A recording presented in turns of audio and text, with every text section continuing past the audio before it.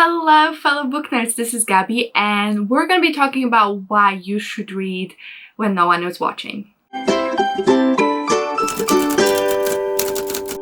This is another video in my 5 reasons to read series where I'll give you 5 unique things about a book that if they sound enticing to you, you should definitely read the book. And this edition's book is When No One Is Watching by Alyssa Cole. So this book is a adult thriller / maybe light horror, but I would probably say it's a thriller, like a suspense novel. Alyssa Cole is actually a romance writer as well. I read her romance books and thought they were very good. Didn't even clock that this was the same author, but it is. So maybe if you also read one of her books, time to make the switch. When No One Is Watching is a, like I said, suspense novel. We follow our main character who has always lived in this one neighborhood, I think in Brooklyn, and this was historically black neighborhood, and she was always surrounded by like other black people living in the neighborhood. They were always really good friends and she loved her neighborhood because it always felt like home to her,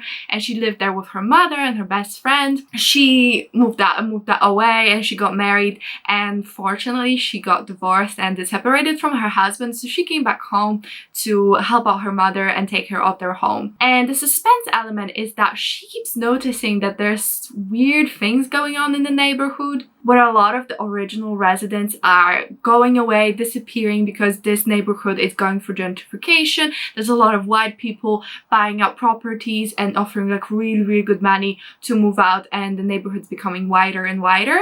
And it's kind of like a suspense novel about gentrification, and the thrilling element comes from that. Then we also have another character who I think is named Theo. For some reason I remember that. And he's one of the white people who just moved in. So we get 2 perspectives, and like it unravels, and it's a wild ride. I actually listened to it as an audiobook as well, so it was really good. I recommend. Overall, I really enjoyed this book. I think I gave it 4 or 5 stars. Like I thought it was really good. I think 4.5 actually, to be very precise. But I really did enjoy it, and I thought it was really well written, a very enticing story. And I don't know if it would be for everyone, because I did hear some complaints, so I thought maybe by giving you 5 reasons why I think it's a good book or what is unique about this book, you will also feel like you want to read it and give it a shot. Okay, so reason number 1 is the slow building of dread.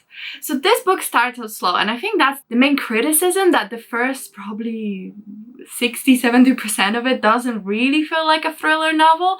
But I would say I disagree, because it's definitely very good at building suspense and dread. Yeah, it starts out feeling normal, but if you're really looking at it and you know that gentrification is the horror element in this, you start noticing all these weird things that the main character's noticing. You start paying attention to all the secrets, all the weird disappearances. Like, I feel like it's done a really good job of making it escalate to the point where you could believe that this actually is happening, because gentrification is such I don't know, it's kind of commonplace occurrence in a sense. Like, it's been happening for years, it's happening in different countries, different neighborhood, all of that, and it seems like such a mundane thing. It's just, you know, neighborhoods and properties moved up in value and they cost more, and the neighborhood diaspora and the demographics change. Like, it doesn't seem that frightening, especially to a white person, but then you see it from the perspective of a person of color who's being pushed out of their neighborhood.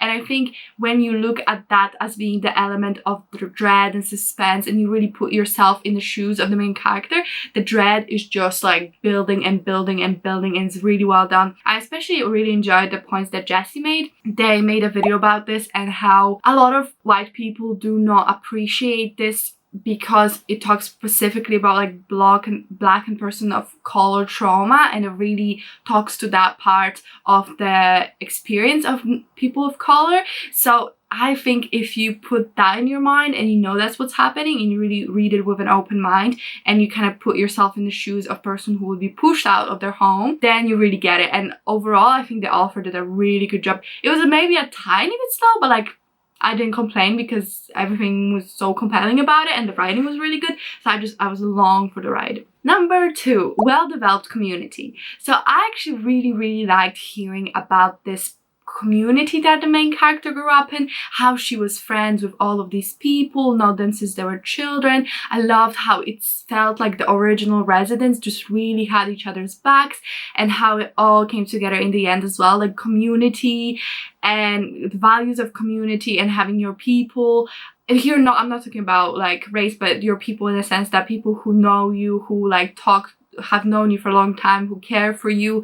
Knowing those kinds of people is really, really important, and I really enjoyed how strong the community was. There was one character who always had meetings for the community, and how the community came together to like do different events and like made the community nicer, all of that. I really liked how that was done. You really could see how they cared for each other so much, and why it would be so terrifying that someone's taking it away, because it really felt like they were a family and they were a community, they were in it together, and they were just like, it was really good. I really enjoyed that element. Number 3, an actually competent main character in a thriller. So I feel like thrillers tend to have very either bland or annoying or just kind of stupid main characters. At least that's my experience. I usually don't like main characters because they're just in thrillers, because they're just like either annoying or just do the stupidest, dumbest shit, and you're just like, why, how are you even alive? You're so helpless. But I think the main character here was actually really smart, and she saw the signs early, and she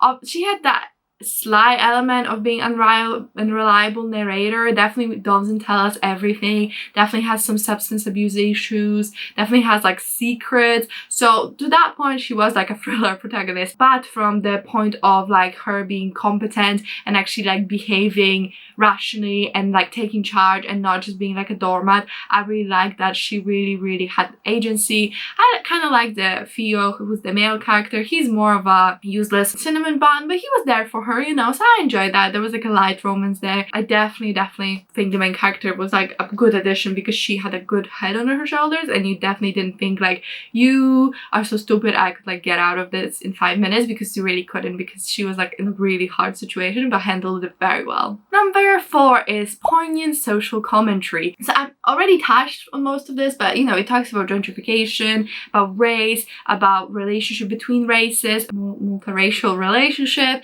It just had a lot of important things to say, and it's definitely an issue that I've never seen, because I never lived in the neighborhood that happened to. Like, I always lived in the village, so like what's gonna happen in the village, you know, like it's just the same.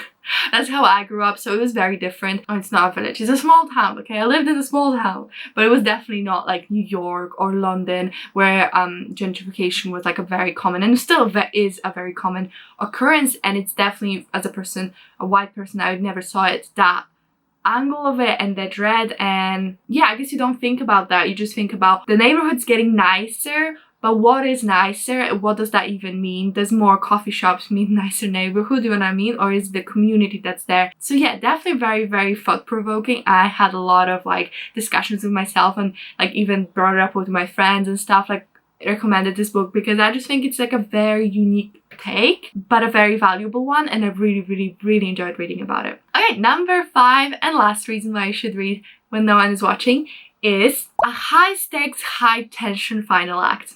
So this book felt a lot like a movie, actually like a very slow thriller horror movie, where, you know, you've got like the slow beginning, and sometimes doing something weird, you're just kind of hanging out with the characters, not even that scared, and then like the ending was such high tension, it's just like go, and it was like crazy out there, really good, so well done. I really enjoyed the final act. I thought it was brilliantly done, and I was just like at the edge of my seat, clutching like my breath, and I was like, oh my god, what's gonna happen next? It was really engaging. I like what happened at the end, but it was like just so out there, and like, yeah, such high stakes. So I was like at work, like physically in my office, and I was listening to the audiobook, and I was like doing work, and I was supposed to stop, but I couldn't stop, so I was just like listening to the audiobook while doing my work, because I could not stop. So yeah, it was very well done, really good. So there you go, 5 reasons why you should read when no one is watching. Have I convinced you? Have I convinced you that it's not for you? Let me know. But if you're a fan of thrillers, I would highly recommend this one, and I think you definitely can learn something from it. So hopefully you will pick it up and you will enjoy it. But yeah, let me know in the comments if you liked it. Are there any other like social commentary thrillers that you think I should read, please let me know. But yeah, that's it from me. If you liked the video, if you could like, comment and subscribe, that really helped me out. That is it from me, and I'll see you in my next one. Bye!